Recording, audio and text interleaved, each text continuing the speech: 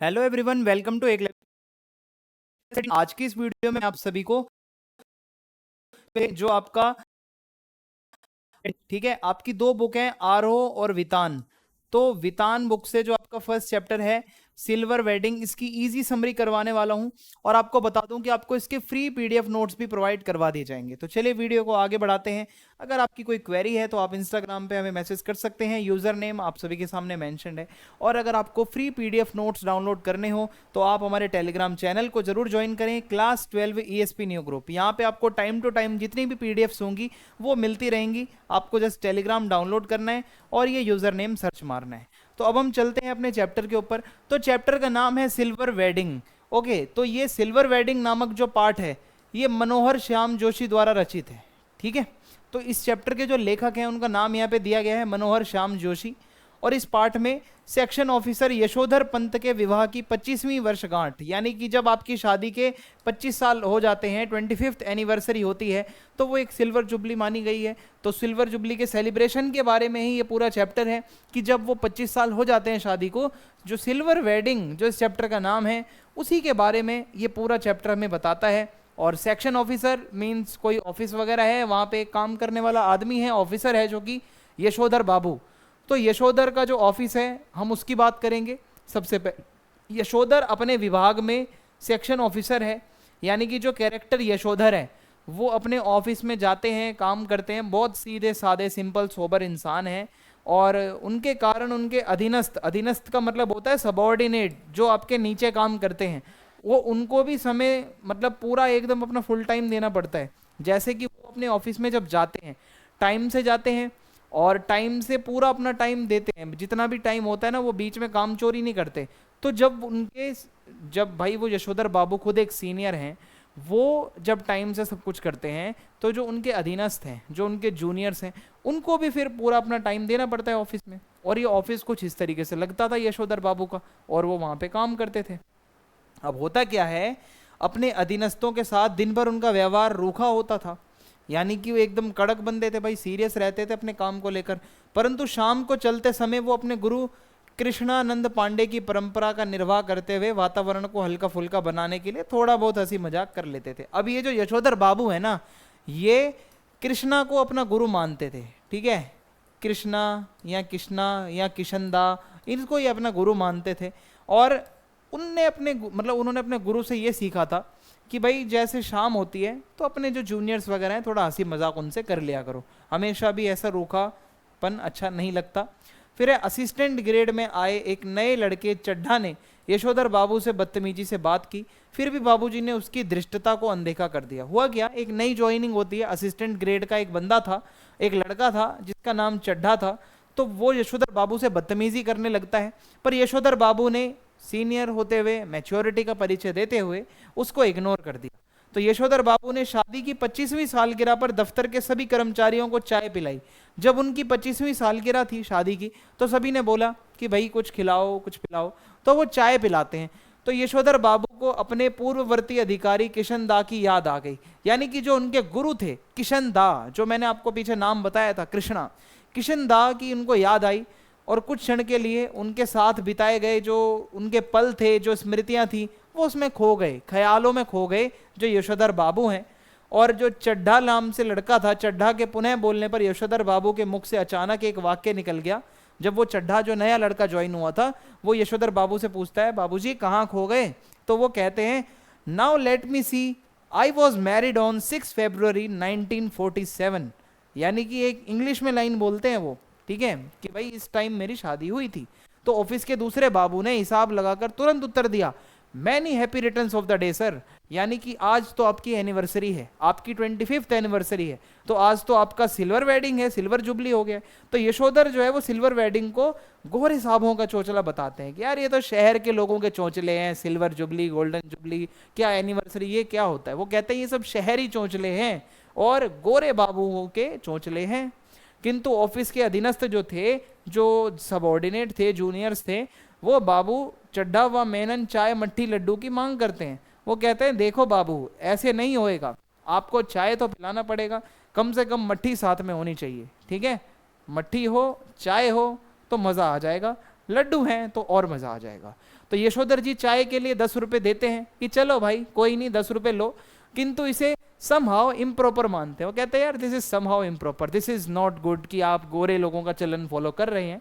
सो सारे सेक्शन के आग्रह पर वो सिल्वर वेडिंग मनाने को तैयार नहीं होते, तो उन्होंने 10-10 के 2 नोट और दे दिए, किंतु आयोजन में सम्मिलित नहीं हुए। उन्होंने बोला भाई देखो कोई कार्यक्रम नहीं होगा, कोई सेलिब्रेशन नहीं होगी, मैं आप सभी को 10-10 रुपए दे देता हूँ, ये मेरे पैसे पकड़ लो, मैं खुद शामिल नहीं होऊंगा, आपको जो करना है जो खाना है वो खाओ। तो उस टाइम पे 10 रुपए भी बहुत होते थे, बहुत पुरानी कहानी है।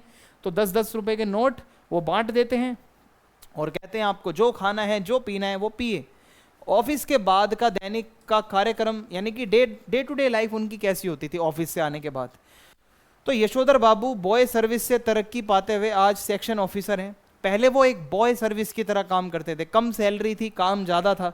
अब आज की डेट में वो सेक्शन ऑफिसर बन चुके हैं और उनके आदर्श, जो उनके इंस्पिरेशन थे, जो उनके गुरु थे, वो थे किशन दा। ठीक है, तो वो अपने गुरु किशन दा का ही जो एटीट्यूड, जो कैरेक्टरिस्टिक्स थे, जो उनका वो पूरा एक व्यवहार था, वो वैसा फॉलो करते थे। तो किशन दा के मार्गदर्शन में वो आज यहाँ तक पहुँचे, यानी कि किशन दा ने ही उनको रास्ता दिखाया था। अगर आज वो सक्सेसफुल आदमी हैं, अगर आज वो सेक्शन ऑफिसर बने हैं, तो उसके पीछे किशन दा नाम के बंदे का हाथ है, क्योंकि वो उसके गुरु थे और उसको टाइम टू टाइम वो गाइड किया करते थे। अब आगे बढ़ते हैं, हम समझते हैं। ऑफिस के बाद वो प्रतिदिन बिरला मंदिर जाते थे और वहाँ बैठकर प्रवचन भजन वगैरह सुनते थे। वहाँ से वो पहाड़गंज निकल जाते थे, जहाँ से साग सब्जी खरीदते थे, लोगों से थोड़ा बहुत मिलजुल लेते थे। ये यशोधर बाबू की बात हो रही है भाई। और घर से ऑफिस और ऑफिस से घर पैदल ही आते जाते थे। ऑफिस का समय तो 5 बजे का है, किंतु वो घर रात्रि को 8 बजे ही पहुंचते थे।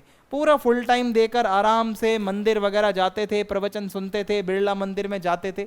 ये आपके बैकग्राउंड में बिरला मंदिर है, आप देख सकते हो, बहुत शानदार, बहुत प्यारा। यहाँ पर बैठ के वो अपना भजन कीर्तन करते थे। ये श्री लक्ष्मी नारायण जी का मंदिर है दिल्ली में, तो वो जाते थे। फिर वापसी में आते हुए पहाड़गंज साइड होते हुए वो अपना साग सब्जी सामान वगैरह खरीदते थे। अब किशन दा की याद आती है उन्हें। आज यशोधर जी जब बिरला मंदिर जा रहे थे तो उनकी निगाह उस अहाते पर पड़ी जिसमें कभी किशन दा 3 बेडरूम वाले क्वार्टर में रहते थे। आते जाते उनको एक घर सा दिखा जहाँ पर किसी टाइम पर उनके गुरु किशन दा रहा करते थे, और उस क्वार्टर के स्थान पर अब एक 6 मंजिला मकान वहाँ बन चुका था। पहले तो एक छोटा सा क्वार्टर था जहाँ पे किशन दा रहते थे। आज की डेट में वो क्या था, वहाँ पे बड़ा अच्छा खासा 6 मंजिला मकान बन चुका था, कुछ इस तरीके से शानदार आलीशान। तो वो देखते हैं तो उन्हें लगता है कि यार एक टाइम पे तो किशन दा रहते थे यहाँ पे। तो यशोधर बाबू को एक मंजिला क्वार्टर तोड़कर ये बहुमंजिला इमारतें अच्छी नहीं लगती हैं कि भाई आपने क्वार्टर तोड़ा और ये इतनी सारी बिल्डिंग बना दी। तो यही कारण है कि उन्हें उनके पद के अनुकूल एंड्रयूसगंज, लक्ष्मीबाई नगर, पंडारा रोड पर D2 टाइप अच्छे क्वार्टर मिलने के ऑफर भी जो है स्वीकार्य नहीं है। मीन्स सरकार उनको क्वार्टर दे रही है पर बहुमंजिला, यानी कि बहुत सारी बिल्डिंग्स होंगी और बढ़िया बढ़िया जगह पर थी, लेकिन उन्होंने नकार दिया। वो कहते हैं मुझे ये क्वार्टर वगैरह मतलब ऐसे नहीं चाहिए। तो जब उनका क्वार्टर तोड़ा जाने लगा तब उन्होंने यही शेष क्वार्टर्स में से एक अपने नाम अलॉट कर लिया। जब क्वार्टर्स वगैरह तोड़े जा रहे थे भाई, नए अलॉट हो रहे थे, तो किशन दा की स्मृति को बनाए रखने के लिए वे इस क्षेत्र में ही रहना चाहते थे। वो ये जगह छोड़कर नहीं जाना चाहते थे, क्योंकि जो उनके गुरु किशन दा थे वो इसी एरिया के थे, तो वो चाहते थे कि मैं इसी एरिया में ही रहूं। ओके, तो वो अपने क्वार्टर में रहना भी चाहते थे। यानी कि वो जो उनके पहले के क्वार्टर हैं वो तोड़े जा रहे थे, न्यू क्वार्टर जो क्वार्टर्स हैं वो अलॉट हो रहे थे, तो वो अलॉट करवा लिया उन्होंने अपने ही एरिया में। वो एरिया चेंज नहीं करना चाहते थे, याद रखना, उनकी यादें जुड़ी थी उस एरिया से। किशन दा की याद आते हैं तो यशोधर सोचते हैं कि क्या यह अच्छा नहीं रहता कि किशन दा की तरह शादी ना करते और पूरा जीवन समाज के लिए समर्पित कर देते। अब वो कहते हैं जैसे किशन दा जो है ना वो अनमैरिड थे, लाइफ टाइम अकेले रहे थे। वो कहते काश ऐसा होता, मैं भी शादी नहीं करता, अकेले रहता, समाज सेवा करता। किंतु उनको याद आता है कि किशन दा का बुढ़ापा अच्छा नहीं बीता था। भाई ये याद रखना, आप अकेले रहोगे तो आपका जीवन साथी साथ नहीं है, तो बुढ़ापे में आपको कोई सपोर्ट तो चाहिए होती है। तो भाई सेवानिवृत्त यानी कि रिटायर, जब आप रिटायर होते हो ना 60 साल की एज में, सो सेवानिवृत्त होने के बाद जब किशन दा को क्वार्टर खाली करना पड़ा तो उनके किसी भी साथी ने उनको शरण नहीं दी और उन्हें अपने गांव लौटना पड़ा। जब वो रिटायर हो गए तो भाई क्वार्टर खाली करवा दी कि सरकार, निकलो, हो गया आपका काम जितना था, आप रिटायर हो अब।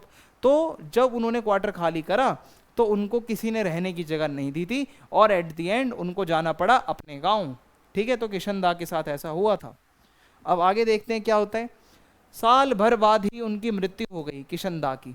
समाज ने भी यह नहीं जानना चाहा कि उनकी मृत्यु इतनी जल्दी कैसे हो गई, किसी को कोई इंटरेस्ट नहीं था।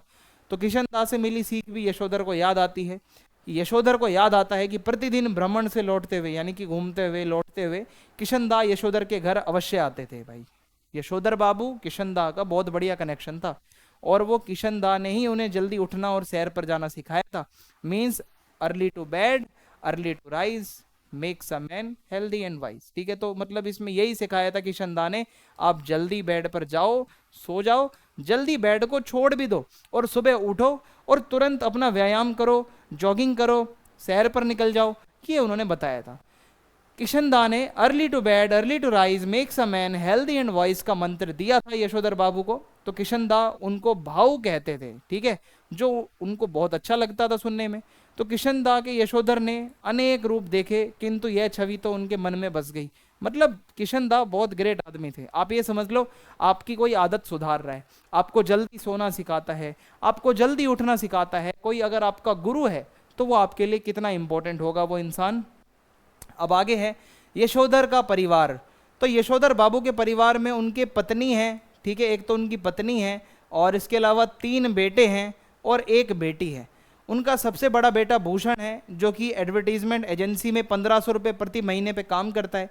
दूसरा बेटा दूसरी बार आईएएस की परीक्षा देने की तैयारी कर रहा है। फर्स्ट टाइम उसका फर्स्ट अटेम्प्ट फेल हो गया था, तो अब दोबारा से उसका जो दूसरा लड़का है वो ट्राई कर रहा है यूपीएससी का एग्जाम क्रैक हो जाए। बड़ा बेटा विज्ञापन एजेंसी में काम करता है, जॉब करता है।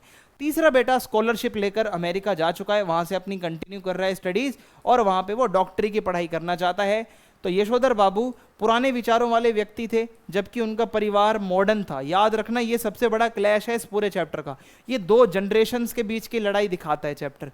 जो यशोधर बाबू हैं वो ठहरे पुराने विचारों वाले, उनको ये मॉडर्न चीजें नहीं पसंद, और जो उनका परिवार है भाई वो पूरा का पूरा मॉडर्न है, नए विचार वाला परिवार है। तो ठीक है, बेटा जा चुका था अमेरिका, जितने लोग यहाँ पर थे वो पूरे मॉडर्न थे। भाई उसकी पत्नी भी मॉडर्न हो चुकी है, तो इसी कारण उनका अपने परिवार के साथ मतभेद बना रहता था। परिवार वाले मॉडर्न और यशोधर बाबू पुराने। लगातार पत्नी के साथ कभी लड़ाई झगड़ा, कभी बच्चों के साथ लड़ाई झगड़ा। तो यशोधर बाबू चाहते हैं कि उनका परिवार उनसे सलाह लेकर काम करे, जो बात करनी है पहले मेरी सलाह लो। पर बच्चे ये कहकर उन्हें चुप कर देते थे कि जब आपको कुछ पता ही नहीं है तो हम आपसे पूछे क्या, आपको तो कुछ मॉडर्नाइजेशन के बारे में पता ही नहीं है तो हम आपसे क्या पूछें। तो उनकी जो लड़की है, उनकी जो वाइफ है, ऊंची ऊंची सैंडल हील्स ये सब पहनती थी, जो यशोधर बाबू को पसंद नहीं आता था। ठीक है, उन्हें ये समहाउ इम्प्रॉपर लगता था। बाबूजी का मंदिर जाना, प्रवचन सुनना तथा पूजा पाठ करना परिवार को ठीक नहीं लगता था। बच्चे नहीं करते थे भाई, बच्चे मॉडर्न थे, उनको मंदिर जाना नहीं पसंद, पूजा पाठ ये सब नहीं पसंद। तो बच्चे और पत्नी चाहते थे कि यशोधर बाबू पुरानी परंपराओं को छोड़ें और मॉडर्न हो जाएं जैसे कि हमें, और वो बिल्कुल कतई भी ना हो मॉडर्न। यशोधर की पत्नी तो भाई बगैर बाजू यानी कि स्लीवलेस ब्लाउज पहनती थी और सैंडल पहनती थी ऊंचा ऊंचा हील वाला। सब्जी का जो, और ये उसको समहाउ इम्प्रॉपर लगता था, यशोधर बाबू को नहीं पसंद था। सब्जी का झोला लेकर टूटी फूटी सड़कों से गुजरते हुए यशोधर बाबू जब अपने घर पहुंचे तो उनकी दशा द्वारका से लौटे सुदामा जैसी थी। यानी कि जैसे सुदामा कैसे लगते थे, दरिद्रता, गरीबी और ये सब। ये देखिए, ये स्लीवलेस ब्लाउज है जो कि उनको बिल्कुल पसंद नहीं आता था। ये मॉडर्न है थोड़ा सा, क्योंकि पहले ये सब नहीं चलता था, तो उनको लगता है कि ये बहुत ही गलत है, ये नहीं पहनना चाहिए।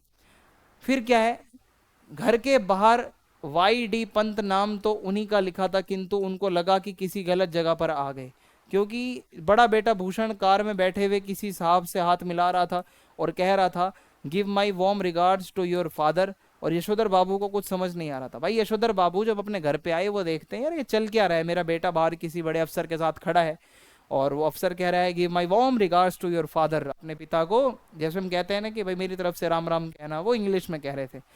तो YD पंत नाम से उनके घर के बाहर अब एक नेम प्लेट लगी हुई थी और वो कहते हैं यार ये नाम तो मेरा ही है, अब यहाँ पे हो क्या रहा है।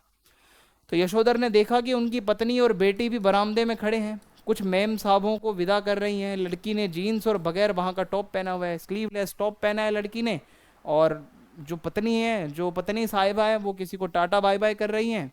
तो पत्नी ने होठों पर लाली लगाई है, मतलब गालों पे लाली, और बालों में जो है मतलब कुछ ऐसा कर रखा है कि बहुत ज़्यादा एकदम मेकअप वगैरह किया हुआ है।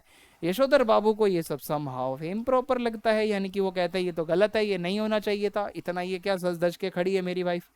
तो कुछ ऐसा उसने पहना था लड़की ने, स्लीवलेस टॉप पहना हुआ था, ये भी मॉडर्न होता है, ठीक है। ये भी नहीं पसंद था भाई उनको, यशोधर बाबू को, कि ये मेरी बेटी क्या पहन रही है। परिवार से बात, तो देखो यशोधर चुपके से घर पहुंचा तो उनके बड़े बेटे ने जो है मतलब झिड़की से लगाते हुए कहा, बब्बा आप भी हद करते हो, अभी तक मेरे बॉस आपकी राह देख रहे थे। यशोधर ने शर्मीली सी हंसी हंसते हुए पूछा, हम लोगों के यहाँ सिल्वर वेडिंग कब से होने लगी भाई? यानी कि बेटा कहता है मेरे बॉस आए थे यहाँ पे, सिल्वर वेडिंग का कार्यक्रम है और आप यहाँ पे कर क्या रहे हो? तो वो कहता है कि भाई हमारे यहाँ से कब से सिल्वर वेडिंग का कार्यक्रम होने लगा? यशोधर के भांजे, जो उनका भांजा है, अब यहाँ से सुनो, चंद्रदत्त तिवारी ने कहा, जब से तुम्हारा बेटा 1500 रुपये महीना कमाने लगा है तब से। यानी कि यशोधर बाबू जब पूछते हैं कि हमारे यहाँ पे सिल्वर वेडिंग कब से होने लगी, एनिवर्सरी सेलिब्रेशन, वो कहता है भाई सुनो, जब से आपका बेटा 1500 रुपये महीने कमा रहा है तब से, और अब ये पार्टी तो होकर रहेगी। लेकिन यशोधर बाबू कहते हैं यार ये सम हाउ इम्प्रॉपर है, मतलब ये वर्ड बार बार आ रहा है। तो ये ऐसा माहौल था उनके घर में, एकदम सजावट हो रखी है, खाना पीना चल रहा है, लोग आ रहे हैं जा रहे हैं। यशोधर बाबू को क्या लग रहा है? Somehow improper. फिर क्या है, जब उनके पुत्र भूषण ने अपने मित्रों से यशोधर बाबू का परिचय कराया तो वो many happy returns of the day का थैंक यू कहकर जवाब देते थे। तो यानी कि सभी लोग उनको बधाइयाँ दे रहे थे एनिवर्सरी की। तो जिनके नाम उनको पहले बता दिए गए थे उनको Y D Pant home ministry Bhushan father कहकर स्वयं हाथ बढ़ाते। यानी कि मतलब एक होता है ना कि इस तरीके से अपना इंट्रोडक्शन देते हुए नाम बताते हैं कि Y D Pant home ministry Bhushan father, यानी कि वो हाथ मिलाते थे तो कहते थे भूषण का मैं मतलब फादर हूँ, वाईडी पंत नाम है मेरा। तो बच्चों के आग्रह पर वे केक काटने के स्थान पर जाकर खड़े हो गए। बच्चों ने बहुत फोर्स करा कि पापा प्लीज आओ केक काटते हैं, तो वो हो मतलब वहाँ खड़े हो गए। बेटी के आग्रह पर उन्होंने केक भी काटा, जबकि उन्होंने कहा somehow I don't like all this, I don't like it, मतलब दिस ऑल, मतलब मुझे नहीं पसंद ये सब जो हो रहा है। केक खाने को तैयार नहीं थे क्योंकि उसमें अंडा होता है। ये बहुत बड़ा हमारे मन में एक वहम है, भाई केक है तो उसमें अंडा होगा, हम पहले पूछते हैं इंडियंस कि अंडा तो नहीं है। तो अधिक आग्रह करने पर उन्होंने कह दिया कि मैंने अभी संध्या नहीं करी है, और वे अन्य सभी से कहते हैं कि आप सब लोग खाइए, please go ahead, no formalities, खाओ, मैं खा लूंगा, अभी मेरा टाइम नहीं हुआ है। आयोजन का समापन कैसे होता है? तो पत्नी ने रिश्तेदारों के चले जाने की बात मालूम होने पर यशोधर बाबू, होता क्या है उसके बाद वो गमछा पहनकर बैठक में आते हैं, जो उनकी बेटी को अच्छा नहीं लगता। बेटी कहती है पापा ये गमछा पहनकर आप क्यों आ गए यहाँ पे? यशोधर से जब उनको मिले गिफ्ट खोलने के लिए कहा जाता है तो कह देते हैं तुम खोलो, तुम ही इस्तेमाल करो। जो गिफ्ट आए होते हैं एनिवर्सरी पर, यशोधर बाबू से परिवार वाले कहते हैं पापा गिफ्ट चेक करो कैसा है। वो कहते हैं तुम खोलो, तुम ही चेक करो, तुम ही पहनो, तुम ही यूज करो। भूषण खोलकर कहता है कि ये ऊनी ड्रेसिंग गाउन है, ये मैं आपके लिए लाया हूँ। आप सवेरे को जब दूध लेने जाते हो तो फटा जो है आप पुलोवर पहनकर चले जाते हो, जो बहुत बुरा लगता है यार। अब पुराने पापा आप जो है मतलब पुराने कपड़े मत पहना करो पापा, गाउन वगैरह मैं लाया हूँ ये पहना करो। तो बच्चों के आग्रह पर वो गाउन पहन लेते हैं, और यह कहना कठिन है कि उनको भूषण की बात चुभ गई कि इसे पहनकर दूध लेने जाया करें, जबकि कहना चाहिए था कि दूध में ला दिया करूंगा। यशोधर बाबू कहते हैं यार ये कपड़े देकर मुझे ही दूध लेने भेज रहा है, ये बेशरम ये नहीं कह सकता था क्या मैं दूध ले आऊंगा? मतलब उनको ये बात ज़्यादा बुरी लगती है और चिढ़ जाते हैं, पुरानी सोच के हैं। तो गाउन पहनकर वे भी किशनदा बन गए हैं, किंतु उनकी आंखें इस समय नम हो गई। यानी कि वो खुद को अब बहुत ज़्यादा इमोशनल समझते हैं, बहुत ज़्यादा हर्ट हो जाते हैं, यार ये क्या चल रहा है मेरे परिवार में। तो गाउन पहनकर यशोधर बाबू को लगता था कि उनके अंगों में किशनदा उतर आए हों, क्योंकि वो भी गाउन पहना करते थे, ठीक है। और यह कहानी नई पीढ़ी और पुरानी पीढ़ी के लोगों के विचारों को कैसे क्लैश होते हुए दिखाती है कि एक तरफ उसके परिवार के लोग हैं जो बहुत ज़्यादा मॉडर्न हो रहे हैं पहनावे में, विचारों में, हर चीज़ में। एक तरफ यशोधर बाबू हैं जो किशनदा के आदर्शों पर चलते हैं, क्योंकि किशनदा भी ऐसे ही थे जैसे हमारे यशोधर बाबू हैं। तो फिर अगर हम आगे बढ़ें तो इसी के साथ ये वीडियो यहाँ समाप्त है।